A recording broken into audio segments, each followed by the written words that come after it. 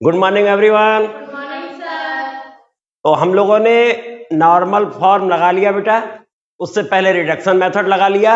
अब आज फिर नया मेथड लेने जा रहे हैं, क्योंकि तुम्हें मालूम है कि डिफरेंशियल इक्वेशन को सॉल्व करने के कई मेथड होते हैं और कौन सा मेथड सुविधाजनक है वो हम जब सब मेथड लगा लेते हैं तभी क्लियर हो पाता है।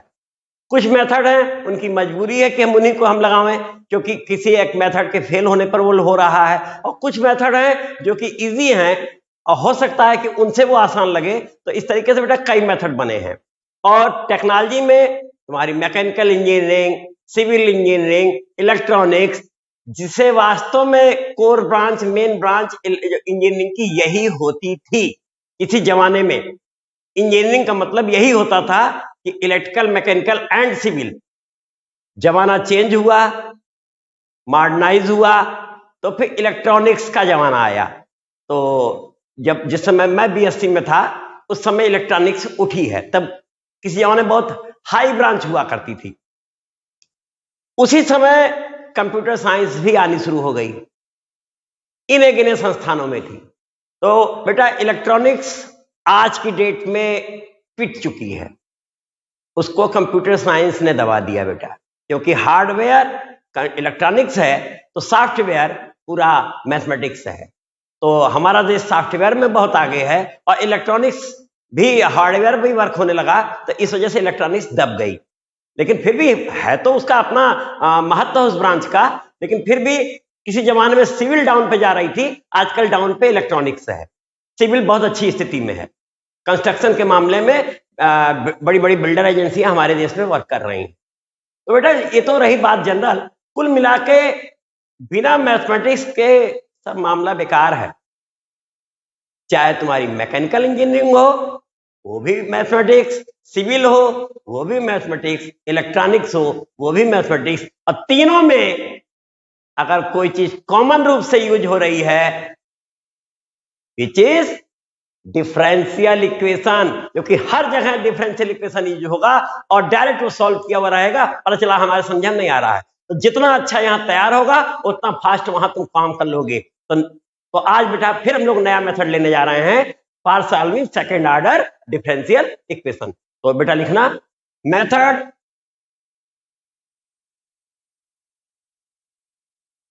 Of solving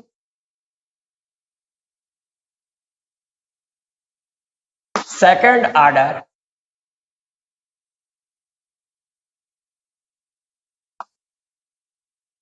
differential equation,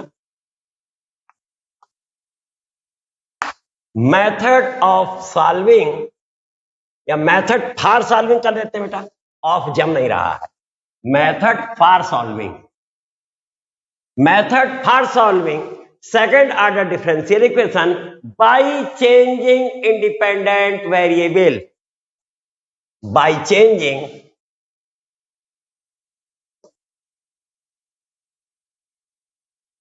independent variable.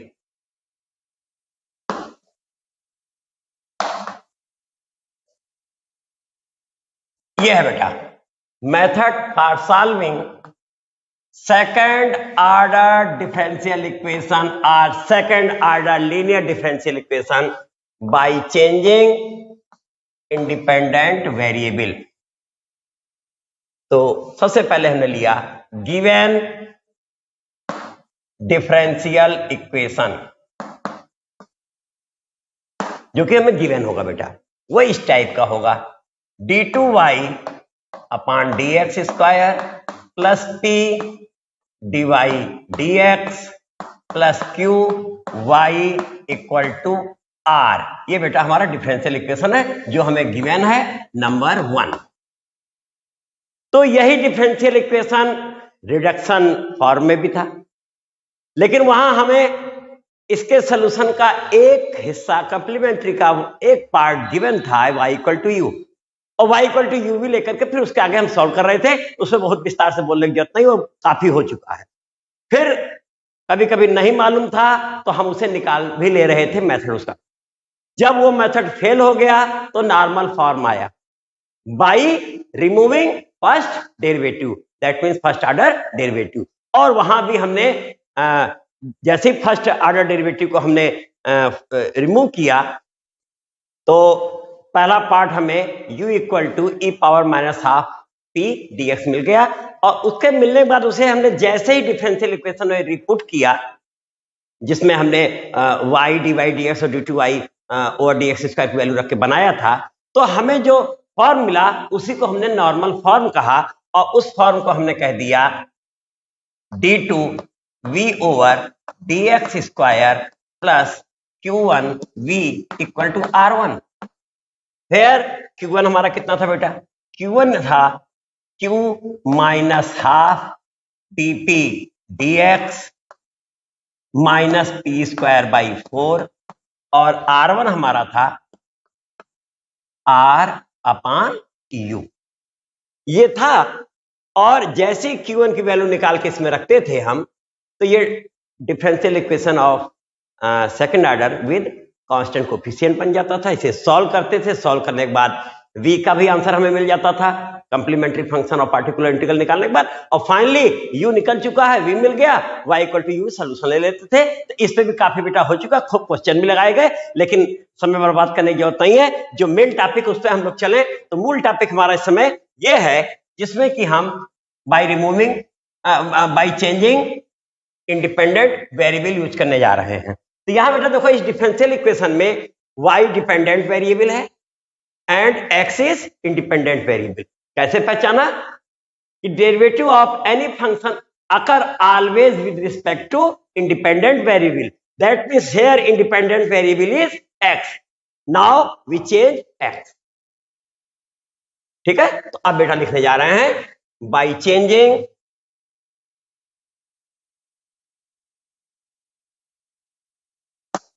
Independent variable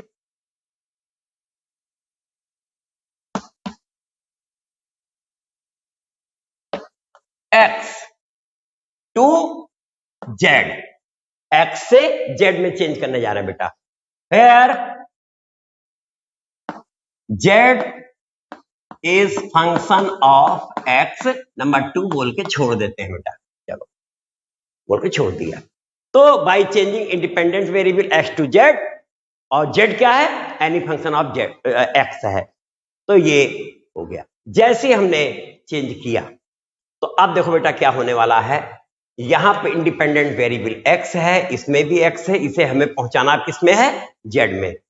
तो then dy by dx equal to dy dz हो गया बेटा, x z में चेंज, और by chain rule dz dx हो गया। और z फंक्शन ऑफ x है तो बाद में देखा जाएगा जब आएगा।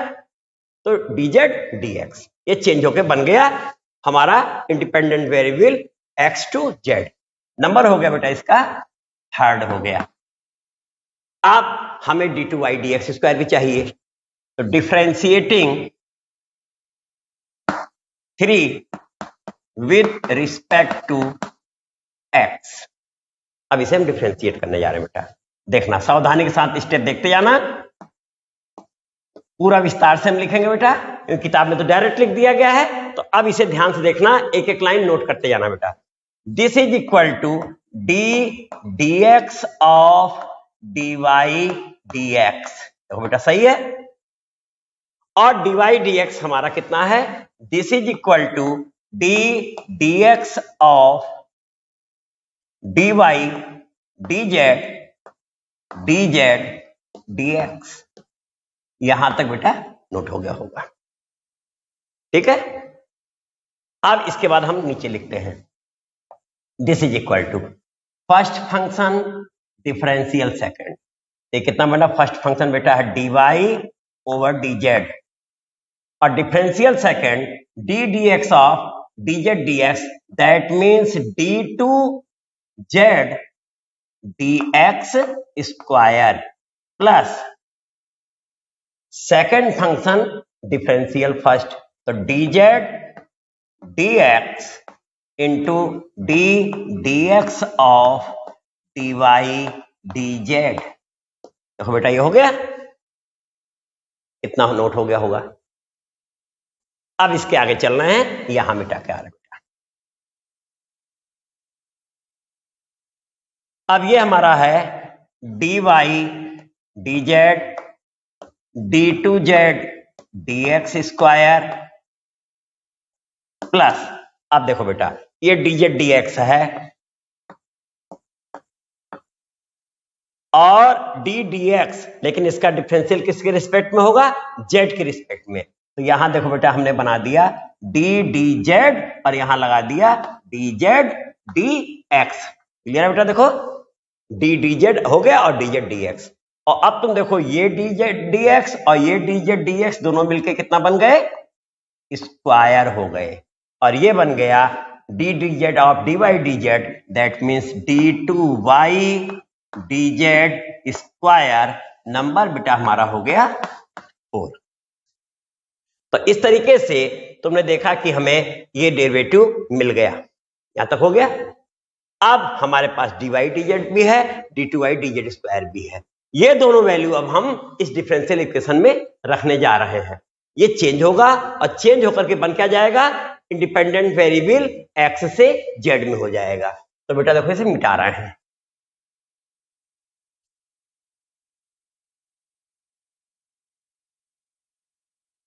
आप नोट करना बेटा, सबसे पहले इसकी वैल्यू, तो ये है पुटिंग, यहां लिख देते हैं नीचे, putting value of dy dz d2y dz square d2y dx square from 3 and 4, from 3 and 4 in number 1। तो 3 और 4 से dy dz d2y dz d2 dy dx and d2y dx square की वैल्यू हम 1 में रखने जा रहे हैं बेटा।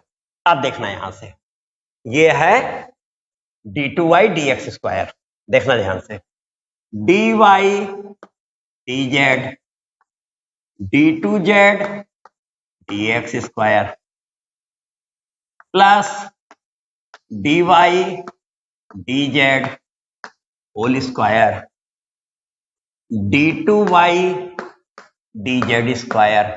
तो ये तो वैल्यू हो गई d2y इसकी, हो गया।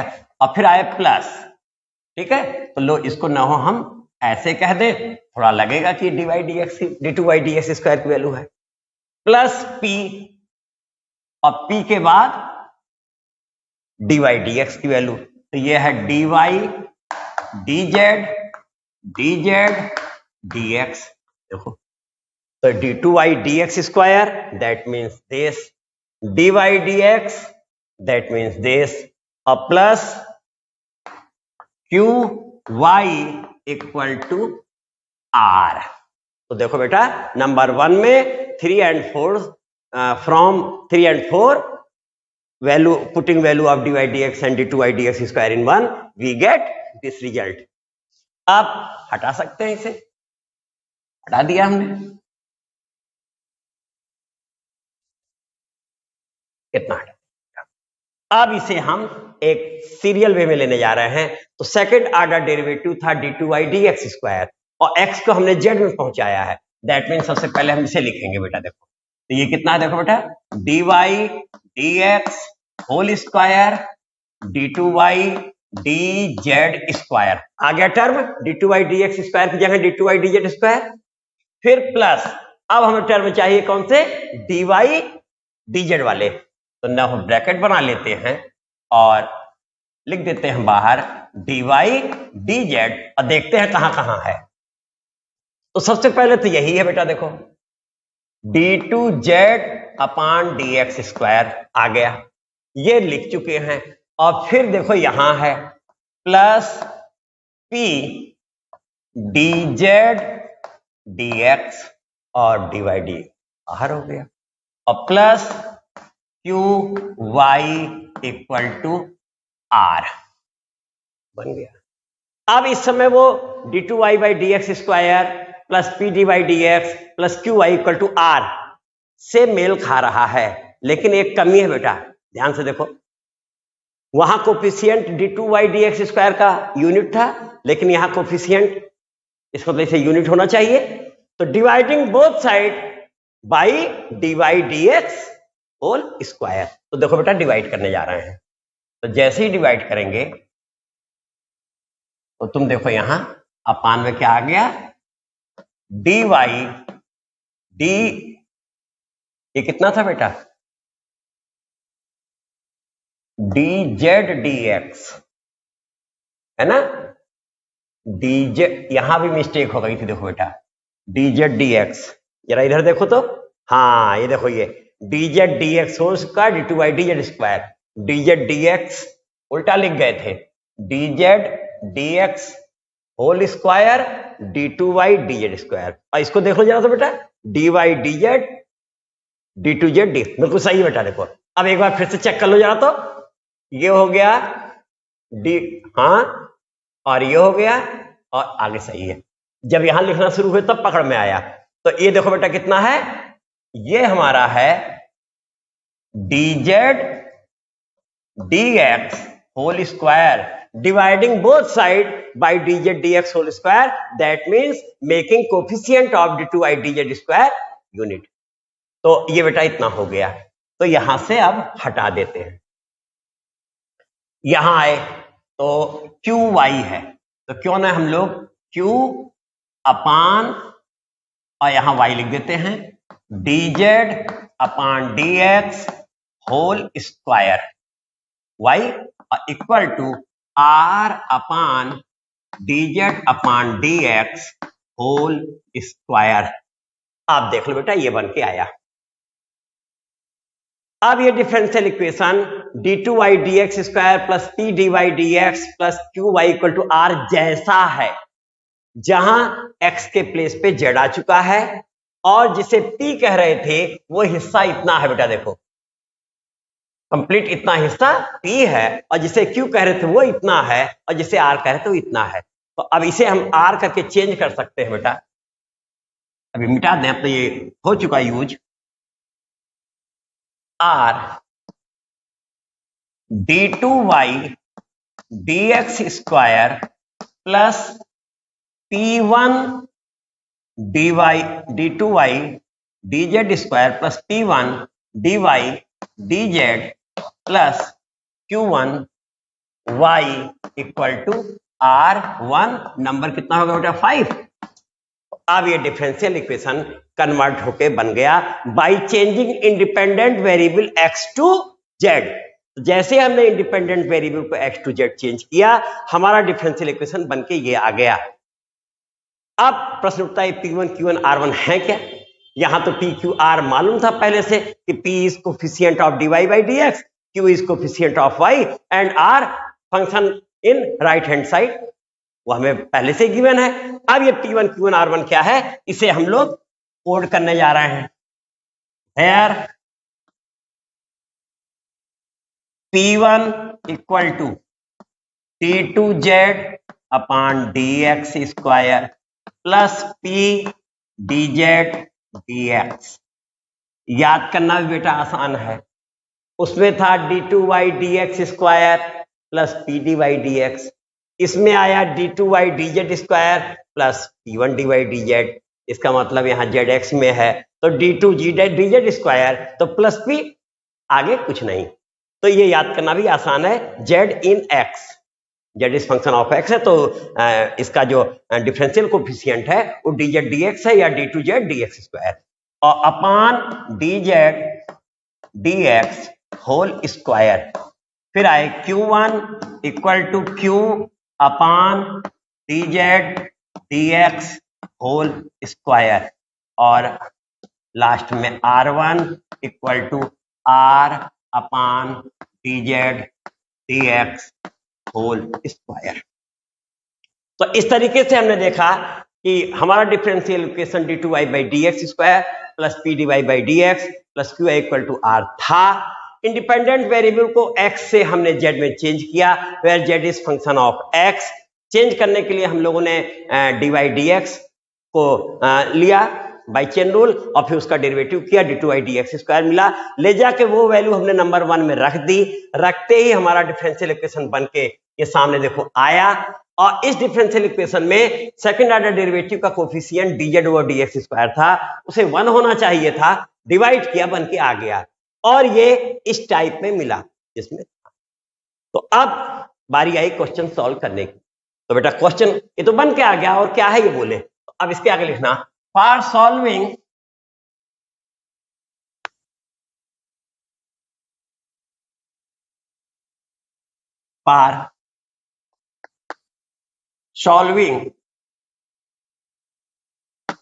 डिफरेंशियल इक्वेशन, कौन सा है बेटा, 5, इसे सॉल्व करने जा रहे हैं, taking either P1 equal to 0 और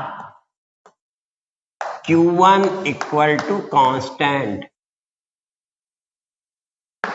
ये बेटा है। तो अब इसे सॉल्व करने के लिए या तो हम P1 को 0 लेंगे या Q1 को कांस्टेंट। अगर हम P1 को 0 लेते हैं तो 100% Q1 कांस्टेंट ही आएगा, तो P1 0 लेकर के उसे Q1 निकल जाएगा, और Q1 कांस्टेंट लेते हैं तो P1 0 या कभी कभी इसी केस में कांस्टेंट आ जाता है। क्यों? क्योंकि ये डिफरेंशियल इक्वेशन कन्वर्ट होकर बनता है differential equation with constant coefficient. तो अगर ये कांस्टेंट है, ये 0 है, तो भी वो कांस्टेंट कोफिशिएंट है, और ये कांस्टेंट है, ये भी कांस्टेंट आ गया, तो भी differential equation with constant coefficient हो गया, और वो सॉल्व हो जाता है पुराने मेथड से, जिसमें ऑक्सिलरी इक्वेशन निकालते हैं, कंप्लीमेंट्री फंक्शन, उसके बाद पार्टिकुलर इंटीग्रल। तो अब ये बेटा आइदर दिस, जैसे हमने P1 0 लिया, suppose we take P1 equal to 0, then we get d2z over dx square plus p dz dx equal to 0, हमें ये मिल जाएगा बेटा। और p क्या है, coefficient of dy by dx है। अब ये मिल गया। ये डिफरेंशियल इक्वेशन टाइप थर्ड, दिमाग दौड़ाओ, देखो टाइप थर्ड में हमने बताया था कि second order differential equation, that type of second order differential equation which does not contain y directly, यानी this differential equation do not contain y directly। ऐसे differential equation में हम लोग फर्स्ट ऑर्डर डेरिवेटिव को कुछ नया सपोज कर लेते थे, सपोज करो उसे u कर लें, v कर लें, t कर लें, तो अगर इसे t कर रहे हैं तो dt dx हो जाएगा, और ये लीनियर भी है और वेरिएबल सेपरेबल भी है, वेरिएबल सेपरेबल से सॉल्व कर जाओ, आंसर आ जाएगा।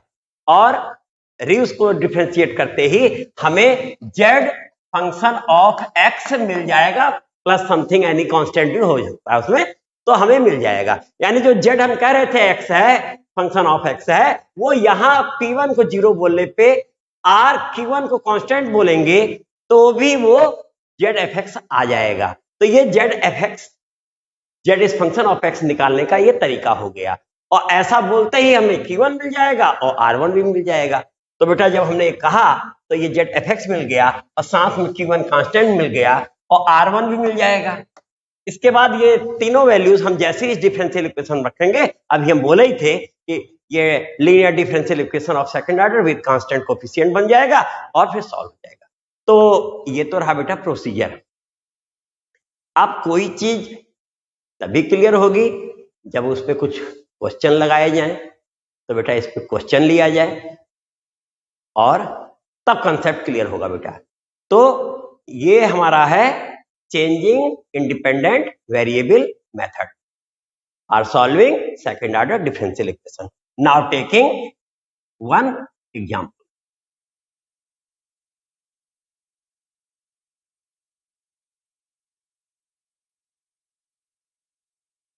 लिखना बेटा, d2y dx square minus cot x dy dx प्लस 4y cosec square x equal to 0 number 1। देख लो बेटा क्वेश्चन हमको सही याद है कि नहीं, है ना। लाओ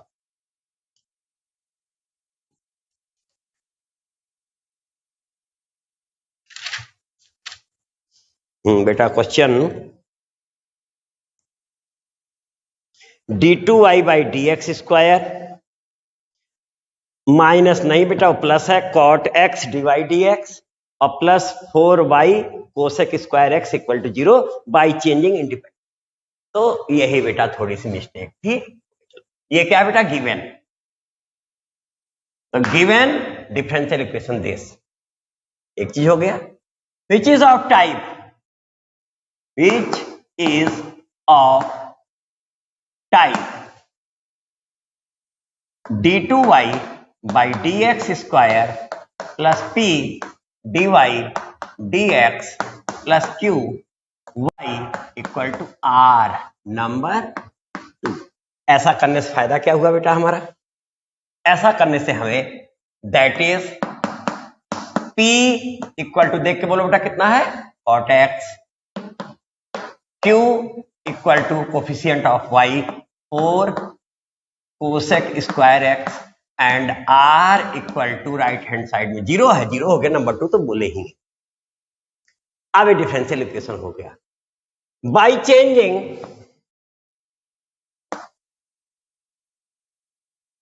इंडिपेंडेंट वेरिएबल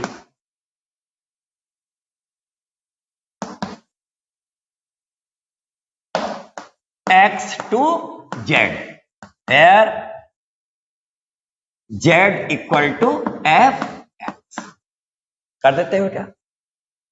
नंबर 2 बोले रहते हैं, नंबर 2 स्टेप में हम ये काम करने जा रहे हैं। वी गेट, ऐसा करते ही अब हम लोग उतना लंबा जो किए थे वो न करके डायरेक्ट जो लास्ट में रिजल्ट मिला था उसी को लेने जा रहे हैं, तो x z में चेंज होने जा रहा है।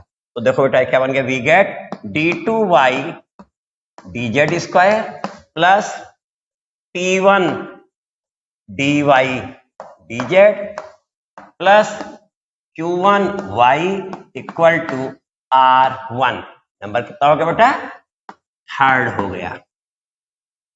तो हमने देखा कि हमारा डिफरेंशियल इक्वेशन ये था और by changing independent variable x to z we get this.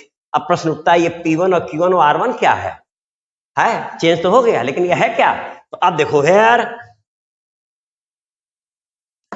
p1 equal to d2z upon dx, d2z upon dx square plus p dz dx upon dz dx whole square. ठीक बेटा ये हो गया। और q1 हमारा है q upon dz dx whole square, ये भी हो गया। And r1 r upon dz dx whole square. तो यहां तक बेटा क्लियर हो गया। देखो p1 q1 r1 हो गया।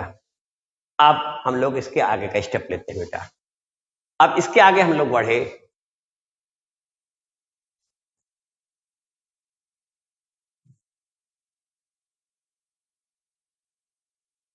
यहां तक मिटा ले रहे हैं बेटा।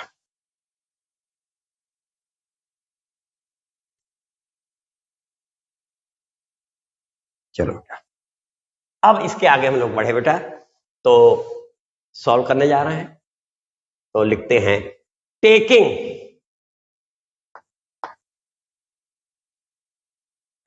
p1 इक्वल टू 0, सॉल्व करने जा रहे हैं। हमने कहा था ना either taking either p1 equal to 0 और q1 इक्वल टू कांस्टेंट।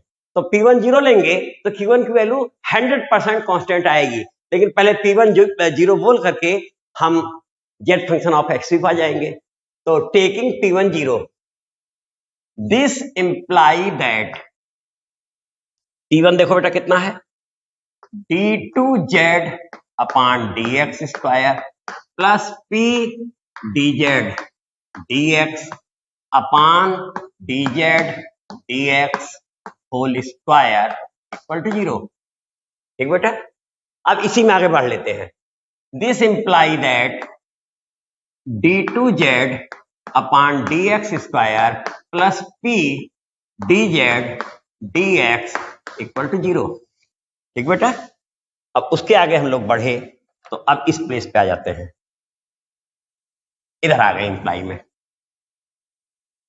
तो देखो बेटा वो क्या आने वाला है उसे देखना, d2z upon dx square plus, देखो बेटा p कितना है ध्यान से, cot x है, तो cot x dz dx, यहां तक पहुंच गए बेटा हम लोग, ठीक है। और जैसे इतना पहुंच गए तो अब इसके आगे हम लोग चेंज करने जा रहे हैं dz dx के प्लेस पर सपोजिशन। तो देखो बेटा दिस इंप्लाई दैट, हमने इसे कह दिया cot x और इसे t कह दिया, और अगर इसे t कहे हैं तो कितना हो जाएगा बेटा, dt dx हो जाएगा। और जो बोले हैं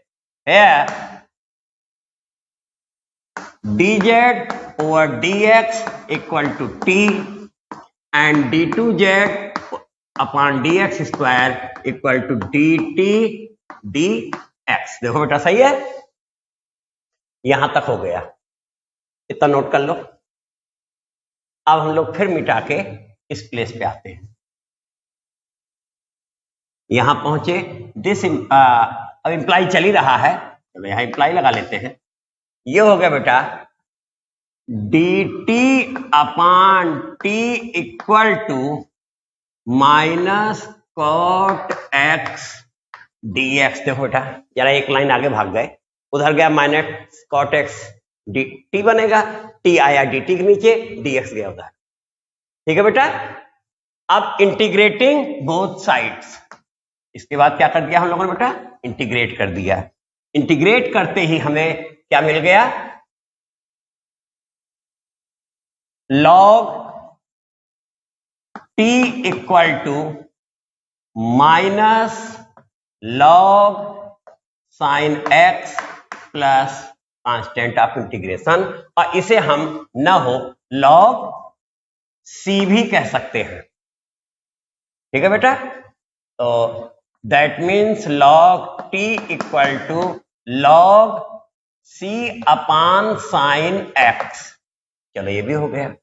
और इस प्लेस पे पहुंचे तो that means log t equal to log c cosec x, ठीक बेटा।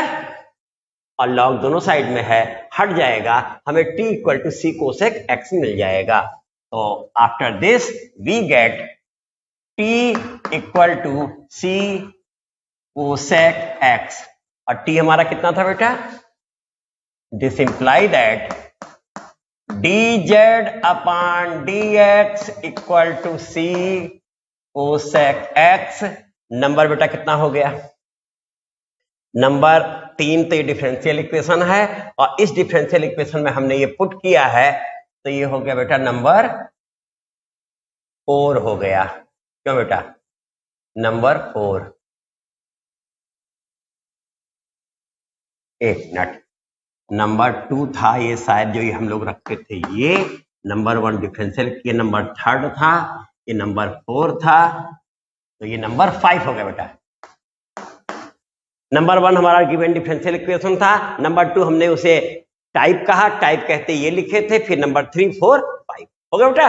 तो उतनी मिसिंग हो जाती है, तो आगे बढ़े बेटा। देखो अब ये नंबर हम थोड़ा यहाँ कोट कर ले रहे हैं क्योंकि बाद में मिटाना पड़ेगा। तो हमें क्या मिल गया है, dz upon dx equal to c cosec x, number 5 हमारे पास हो चुका है बेटा, ठीक है। अब इसके आगे बढ़े, इसके आगे बढ़े तो ये फिर वेरिएबल सेपरेबल मेथड के दायरे में है। हमें मिल गया dz equal to c cosec x dx, ये मिल गया बेटा। और integrating both side we get z equal to कितना बेटा, हाँ बोलो, कोसेक x का डेरिवेटिव इंटीग्रेशन होता है log cosec x minus cot x भी होता है, और log tan x/2 भी होता है, तो ज्यादा पॉपुलर है log tan x/2, उसी को ले लेते हैं। तो c log tan x by 2 और ये हमारा बेटा हो गया नंबर 6। तो हमें z मिल गया। z इक्वल टू यहां कोट कर देते हैं c log tan x by 2 number 6 करके यहां कोट कर लिया बेटा। तो चलो यहां तक हो गया। अब इसके आगे बढ़ते हैं। तो हमने क्या किया था बेटा, टेकिंग p1 इक्वल टू 0, जिससे हमें एक डिफरेंशियल इक्वेशन मिला और उसको हमने सॉल्व किया तो हमें z की वैल्यू फंक्शन ऑफ x के फॉर्म में मिल गई। लेकिन मेनली तो हमने p1 0 कहा है, तो ऐसी स्थिति में फर्दर q1 इक्वल टू, देखो बेटा q1 कितना था, q upon dz upon dx whole square. अब देखो बेटा q कितना है, q हमारा है 4 कोसेक स्क्वायर x है, नंबर 2 में है, और dz dx अभी हम लोग निकाले हुए हैं नंबर 5 पे, c कोसेक x उसका स्क्वायर। और जैसे कोसेक स्क्वायर से कोसेक स्क्वायर कटा, हमें मिल गया 4 अपान c स्क्वायर। देखो बेटा कांस्टेंट है कि नहीं, विच इज कांस्टेंट। तो जब हमने p1 0 कहा तो q1 कांस्टेंट आ गया, और कांस्टेंट लिए होते तो ये 0 आ जाता, लेकिन निकालना तो है ही, क्योंकि इस डिफरेंशियल इक्वेशन में हमें पुट करना है। And r1 equal to r upon dz dx whole square, but r equal to 0, that means this is equal to 0। हो गया बेटा। अब इतना काम हो चुका है, तो जब ये हम लोग इतना कर चुके हैं तो इससे फायदा क्या हुआ कि अब ये वैल्यू हम लोग किस में रखने जा रहे हैं, ये जो डिफरेंशियल इक्वेशन नंबर 4 है उसमें पुट करने जा रहे हैं, और ये सब हटा दिया। तो पुटिंग यहां से बोलते हैं हम, इस प्लेस से आ गए, putting p1 equal to 0, q1 equal to 4 upon c square and r1 equal to 0, क्यों बेटा, and r1 equal to 0 in number 4। चलो बेटा नंबर 4 में हम लोग रखने जा रहे हैं, ठीक है। तो इन नंबर 4 हम लोग ये वैल्यू रखने जा रहे हैं। चलो देखो ये बना, we get d2 y upon dz square. p1 0 है तो टर्म खत्म हो गया, प्लस 4 अपान c स्क्वायर और y equal to 0। Second order differential equation with constant coefficient बन के आ गया।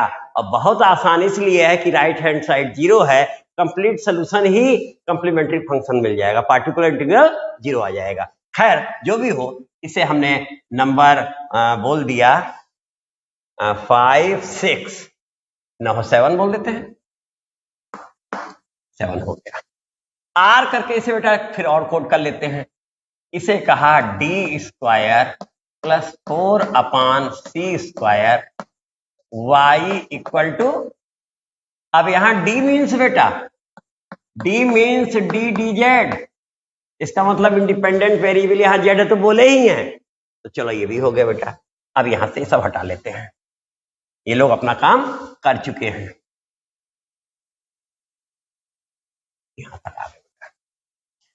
अब लिया हम लोगों ने नंबर 7 हो चुका है, auxiliary equation for 7, m square plus 4 upon c square equal to 0। This imply that m equal to plus minus 2 upon c, i बोलो चाहे आयोटा बोलो, कॉम्प्लेक्स नंबर आ गया बेटा। Then complementary function equal to complementary function for this differential equation 7, और 7 क्या है, convert होके किससे आया है, 1 से बन के आया है, independent variable x to z करने पर। तो ये बेटा हो गया equal to complementary function equal to C1 cos 2 upon z, बेटा 2 थोड़ा गोलाई लिए हुए है, दोनों जेड जैसा लग रहा है, जेड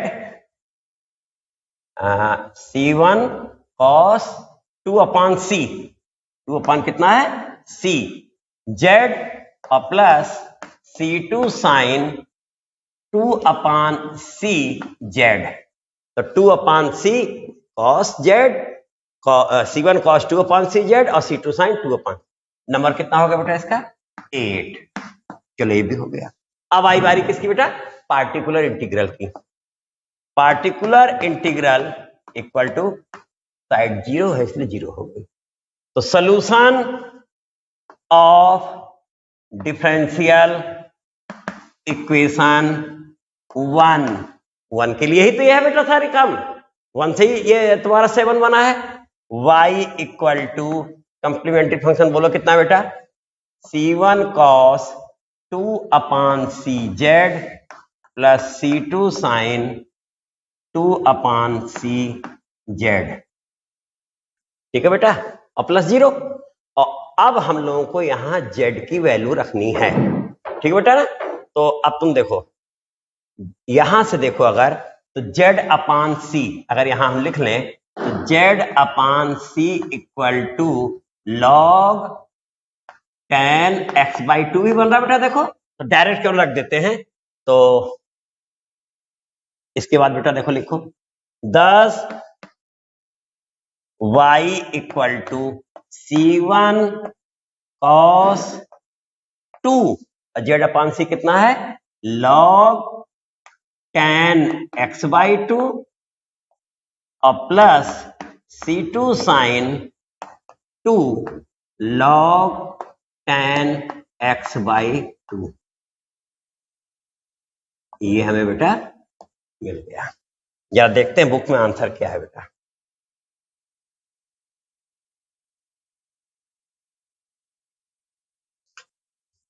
देखो बेटा आंसर है y equal to C1 cos 2 log x/2 plus C2 sine 2 log tan x/2, बिल्कुल सही बेटा, आ गया आंसर, मिल गया। तो दिमाग हल्कापन हुआ बेटा, एक आंसर आ गया। एक और ले लिया जाए जिसमें राइट हैंड साइड बेटा वो भी हो, फंक्शन भी हो x, चलो एक और ले लेते हैं, और अब की बार वाला दूसरा मेथड ले लेंगे टेकिंग Q1 कांस्टेंट। तो लिखो बेटा d2y/dx² मिटा लें,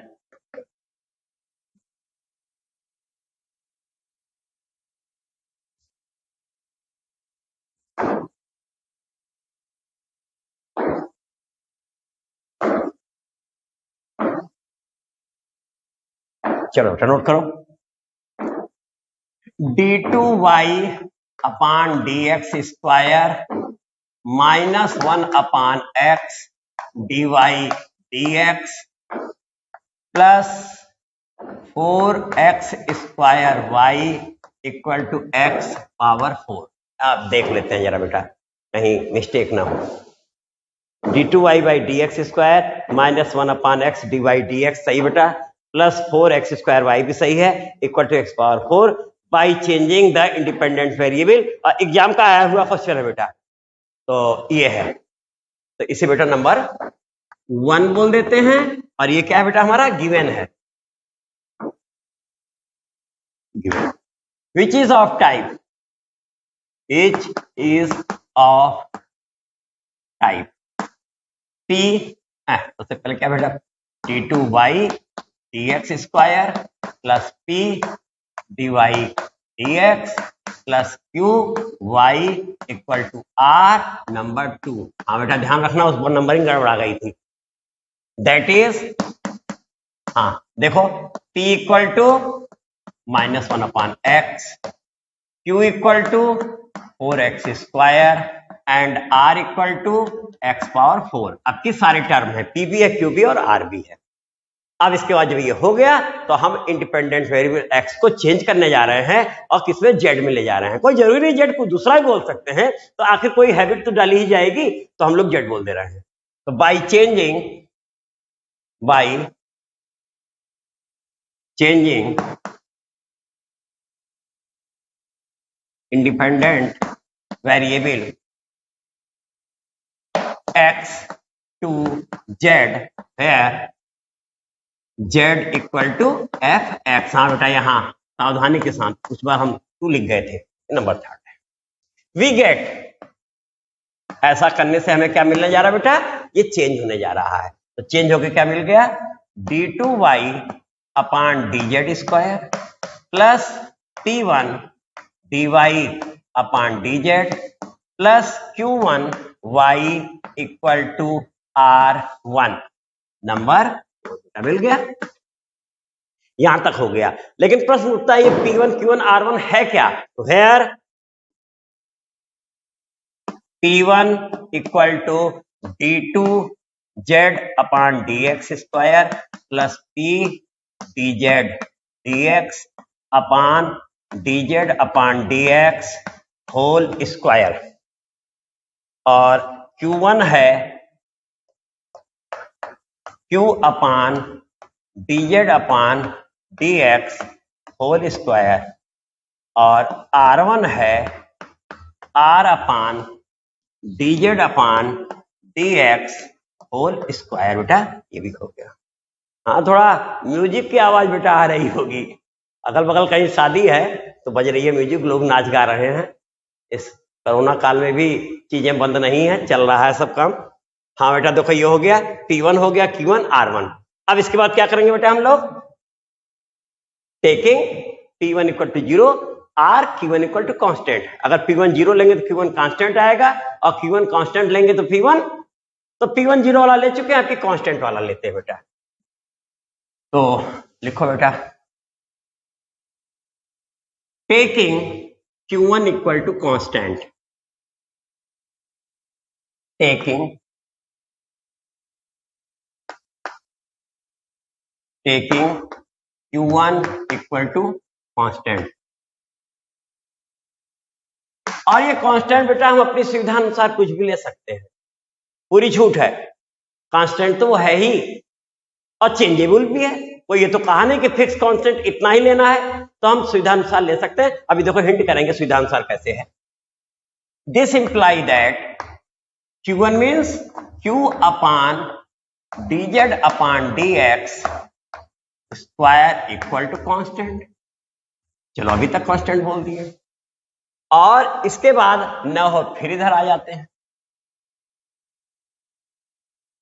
हाँ, Q1 इक्वल टू चल ही रहा था, है ना, कांस्टेंट बोले हैं तो अभी रुके रहे, इंप्लाई। तो ऐसा करते ही हमें बेटा कितना मिल गया, यहां बोल देते हैं।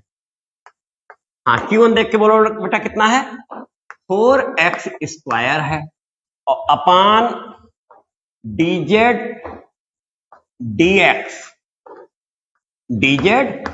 बोल देते हैं, स्क्वायर है। देख लो बेटा, ध्यान से देखो, ये constant, that means this is equal to constant, that means this is equal to constant. अब हम कांस्टेंट यहां कितना ले रहे हैं, 4। कांस्टेंट कितना लेने जा रहे हैं बेटा, 4। तो कांस्टेंट को हमने 4 लिया, यहां 4 था तो 4 ले लिया। अगर यहां a रहा होता तो हम a ले लेते, यहां सपोज करो माइनस रहा होता तो -1 हो जाता। तो कुल मिला के तुम समझ गए बेटा ना, कि ध्यान में रखते हुए वो कट जाए, वो ध्यान रख के हम लोग रख रहे हैं। तो 4x स्क्वायर था तो 4 ले लिया। तो दिस इंप्लाई दैट, अब फिर आ जाते हैं, this imply that dz upon dx whole square equal to, बेटा देखो ध्यान से, 4 से 4 कैंसिल हो गया, x स्क्वायर आ गया बेटा, है ना। तो Q1 यानी हमने कितना लिया है, कांस्टेंट कितना लिया, 4 लिया है ना। तो हमने यहाँ कांस्टेंट कितना लिया है, 4 लिया है। तो अभी लास्ट में बोल देंगे, this imply that dz upon dx equal to x, और dz अपान dx x आपकी भी मिल गया। तो इसे भी हम यहाँ कोट कर लेते हैं, ये नंबर हो गया बेटा 5, जिसे हम यहाँ जैसे उस बार कोट किए थे, dz upon dx equal to x करके 5 करके कोट कर लिए। चलो, और ये इंप्लाई किया dz equal to x dx, integrating both sides, we get, देखो बेटा कितना मिला, या this imply that z equal to x square by 2 plus constant of integration, और नंबर कितना हो गया बेटा इसका 6 हो गया। तो z की वैल्यू हमें मिल गई x square by 2 plus constant, तो इसे भी यहां कोट कर दे रहे हैं, z इक्वल टू मिल गया x square by 2 plus constant number 6। लेकिन बेटा क्यों हमने Q1 लिया कितना, Q1 बेटा बोलो कितना लिया, 4 लिया है। तो टेकिंग Q1 कांस्टेंट, लास्ट में Q1 कितना बोल दिए थे 4, तो Q1 तो 4 है, जिसकी वजह से हमारा z आ गया। अब फर्दर लास्ट में लिख दिया Q1 4। Further P1 equal to, बेटा P1 निकालना होगा ना, तो P1 इक्वल टू देखो d2z dx square plus p dz dx upon dz upon dx whole square. अब देखो बेटा dz dx तुम्हारे सामने x है, तो उसका जब हम फर्दर डेरिवेटिव करेंगे तो कितना हो जाएगा 1, है ना, ऐसे लिख लो d dz of dz dx और प्लस p बोलो कितना है, t माइनस 1 अपान x था, माइनस 1 अपान x, और इसे हमने फिर लिख दिया dz dx upon dz upon dx whole square. ठीक है बेटा, देखो आप अगले स्टेप में आए, इधर आ जाते हैं। dz dx कितना बेटा वहां x है, तो ये बन गया 1 और ये बन गया बेटा x डेरिवेटिव 1 हो गया, और ये हो गया माइनस 1 अपान x, और dz dx x है तभी तो उसका डेरिवेटिव ये 1 आया है अपान x स्क्वायर। अब देखो बेटा ये 1 माइनस 1 0 आ गया कि नहीं, देखो बेटा P1 इक्वल टू 0, तो जिस समय Q1 4 था उस समय P1 कितना है बेटा 0 है। अब R1 भी बचा है, and R1 equal to R upon dz dx whole square, that means R कितना था बेटा x पावर 4 और ये x square equal to x square. तो जब हमने Q1 4 लिया तो P1 0 आया, R1 x स्क्वायर आया, लेकिन उस समय हमारा z भी हमें फंक्शन ऑफ x मिल चुका है। अब पुटिंग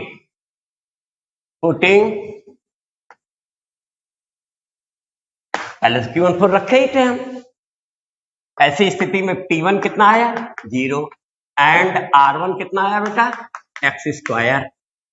किसमें रखने जा रहे हैं, इन नंबर, ये है बेटा 4, इन नंबर 4, चलो रख देते हैं, तब बोल ही चुके हैं, अब हटा देते हैं। वी गेट कितना मिल गया बेटा, खुद ध्यान से देखो, d2y dx स्क्वायर और P1 0 है, प्लस Q1 कितना बेटा 4 है, y equal to x square. बेटा कुछ मिस्टेक है, ये कितना है d2y dz स्क्वायर है, और ये Q4 है और ये x स्क्वायर है, इसमें रखे बेटा ना इन 4, चलो ये बन गया। अब x स्क्वायर को भी चेंज कर लेते हैं बेटा, क्यों, क्योंकि यहाँ इंडिपेंडेंट वेरिएबल हमारा क्या है बेटा z है, तो ये z में ही लिखा जाएगा। तो इसे क्या लिख दिया बेटा d2 plus 4 y equal to, हाँ ध्यान से देखना यहाँ साइड में कोट कर देते हैं, z इक्वल टू हमारा आया है x square by 2 plus c, that means x square equal to 2z minus c। देखो हो गया, तो हमने क्या लिख दिया इसे बेटा 2z माइनस c लिख दिया, कहां से साइड में, फ्रॉम 6 देख लो बेटा z ये था, हो गया। अब इतना काम हो चुका है। अब ये हमारा linear differential equation of second order with constant coefficient बन चुका है। अब इसका नंबर भी डाल देते हैं बेटा, तो ये कितना हो गया 6 तक तो हो ही चुका है, तो नंबर 7 बोल देते हैं। अब आया ऑक्सिलरी इक्वेशन फॉर 7, कितना हो गया बेटा, m square plus 4 equal to 0, right hand side 0 ले लेते हैं और d को m बोल देते हैं। This imply that m equal to plus minus 2i या 2 आयोटा बोल सकते हैं। चलो इसे हटा ले बेटा, हो गया इतना, ये भी हो गया। इसलिए complementary function equal to c1 cos 2z plus c2 sin 2z। ठीक है बेटा, हो गया यहां तक। नंबर कितना हो गया इसका, 8। अब इसमें पार्टिकुलर इंटीग्रल भी होगा। पार्टिकुलर इंटीग्रल इक्वल टू बेटा देखो, फंक्शन है 2z minus C upon D square plus 4। Polynomial function और अलजेब्रिक फंक्शन है, तो यहां हम 4 कॉमन लेते हैं। इसे देखो 4 कॉमन लेंगे तो यहाँ 1 प्लस डी स्क्वायर बाई 4 हो जाएगा। तो हमने देखो यहाँ ऐसे लिख दिया, और 1 प्लस डी स्क्वायर बाई 4 ऊपर ले जाएंगे तो कितना बन जाएगा, अपान में होता तो देखो 4 प्लस डी स्क्वायर है और ऐसे, और 2z माइनस सी। बेटा देखो स्टेप क्लियर है, थोड़ा एक स्टेप गोल मार दिए हैं। यहाँ 4 का मन लेंगे तो D square by 4 plus 1, 1 by 4 बाहर, इसे ऊपर ले गए। अब ये बेटा क्या है, 1 plus x power minus 1, expansion होता है 1 minus x plus x square minus x cube dot dot dot. अब यहाँ पावर चूंकि 1 ही है तो पहले शुरुआत में ही 0 हो जाएगा। तो दिस इज इक्वल टू बेटा यहाँ लिखते हैं 1 by 4 1 minus x, that means D square by 4 और प्लस डॉट डॉट डॉट, क्योंकि वो यही 0 हो जाएगा। और ये कितना है बेटा, 2z माइनस सी। ठीक है, नोट कर लो इतना। और इस तरीके से अब हम लोग इस प्लेस पे आ गए, यहां आ गए। इस प्लेस पे जैसे ही पहुंचे तो ये देखो बेटा 1 बाई 4 है ही, और ये अंदर आया तो इसमें तो प्रोडक्ट हो गया 2z माइनस C1 के साथ, लेकिन ये माइनस 0 होके उसके आगे सब 0 खत्म। इस तरीके से फाइनली हमें इतना मिल गया। और ये कितना हो गया बेटा, नंबर 9। तो अब कंप्लीट सोल्यूशन फॉर 7, और 7 से किसका हो जाएगा 1, तो कंप्लीट सोल्यूशन फॉर 7 बोल देते हैं। y equal to complementary function plus particular integral, that means this is equal to c1 cos 2z plus c2। ये बेटा डस्ट बहुत ज्यादा आ जाती है ब्लैक बोर्ड पर, दिखाई कम देता है, क्योंकि अब हम लोग मजबूरी है कि चीजें ऑनलाइन ही लेनी होंगी, जमाना आ गया है। तो this is equal to c1 cos 2z plus c2 sin 2z। ठीक है बेटा, और पार्टिकुलर इंटीग्रल आया है प्लस 1 बाई 4 2z माइनस सी। बेटा ये y है, और जैसे ही z को फिर x में ले जाएंगे सोल्यूशन ऑफ 1 हो जाएगा। तो हैंस करके बोल देते हैं, हैंस सोल्यूशन ऑफ 1।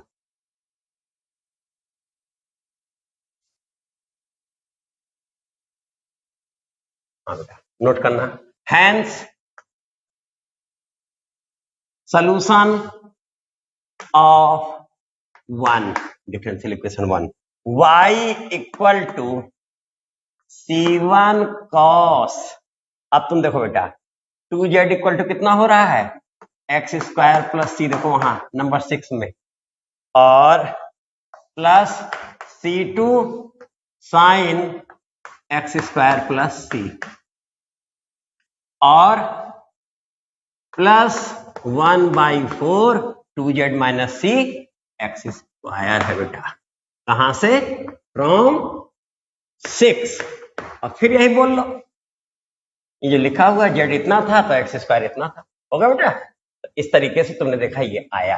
अब अगर हम चाहें तो इसे हम cos a प्लस बी वाले फार्मूले से तोड़ दें, तो cos a cos b करते हुए तो फाइनली हम इसे y इक्वल टू ये भी बोल सकते हैं बेटा, a cos x square plus b sine x square plus 1 by 4x², क्योंकि cos x² constant, sin x² constant, sin x² constant plus cos² constant, sine वाले कांस्टेंट एक साथ लेके a नाम दे दिया, cos वाले और sin वाले, और ये आ गया।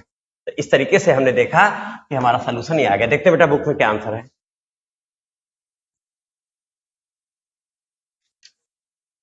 हाँ, y equal to C1 cos x² plus C2 sin x² plus x²/4 बेटा, ठीक है। तो ये हमारा फाइनल आंसर हो चुका है। तो इस तरीके से बेटा ये क्वेश्चन तुम लोग आगे और लगाओगे, जहां भी प्रॉब्लम होगी पूछते जाओगे। अब आज इतना काफी हो गया है, और मेहनत से बेटा लगे रहो, खूब लगाते रहो, और खूब स्वस्थ रहो, प्रसन्न रहो। थैंक यू बेटा।